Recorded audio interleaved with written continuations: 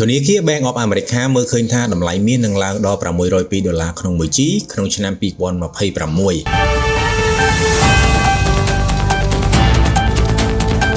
ធនាគារ Bank of America បានរំពឹងថាតម្លៃមាសនឹងបន្តឡើងទៅបំបីកំណត់ត្រាថ្មីក្នុងឆ្នាំ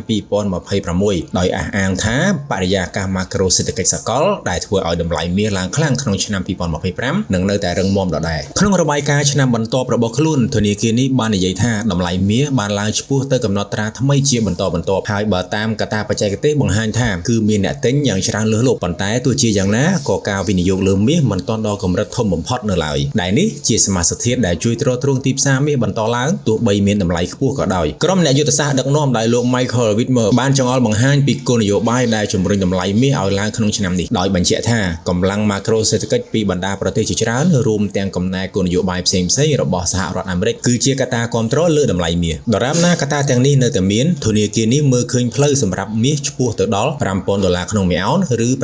$602ក្នុង1ជីនៅឆ្នាំ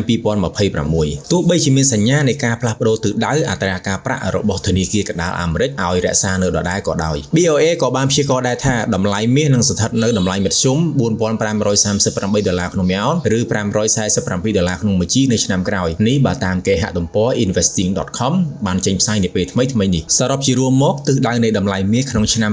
2026ខាងមុខបង្ហាញថាតម្លៃមាសនឹងហក់ឡើងលើសដើមទៀតស្របពេលតម្លៃបច្ចុប្បន្ននៅពុំទាន់ដឹងនៅឡើយហើយនេះគឺជាឱកាសសម្រាប់វិនិយោគិនចាប់យកតាមរយៈការទិញមាសទុករយៈពេលវែងឬធ្វើការជួញដូរដើម្បីទទួលយកប្រាក់ចំណេញបើកអ្នកនេះទិញលក់ហាងឆេងមាសឥឡូវនេះលោកអ្នកនឹងទទួលបានការបន្តបណ្ដាលនិងការប្រឹក្សាពីអ្នកជំនាញព្រមទាំងក្លាយជាសមាជិកនៅក្នុង Channel VIP ដែលគិតថ្លៃ